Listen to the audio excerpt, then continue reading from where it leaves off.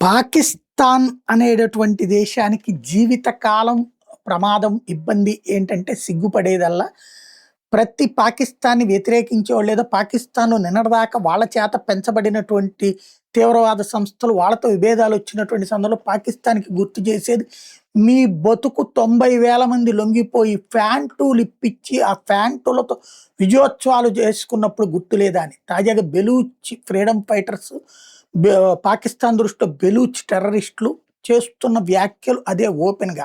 పాకిస్తాన్ మమ్మల్ని ఏదో చేస్తానంటది. బెలూచుల ప్రాంతంలో పాకిస్తాన్‌ని ఏమి చెయ్యనియ్యము అంటూ ఏదైతే బెలూచులకు సంబంధించినటువంటి అఖ్తర్ మెంగల్ బెలూచ్ లీడర్ ఒక కీలకమైనటువంటి వ్యాఖ్యలు చేసుకొచ్చారు.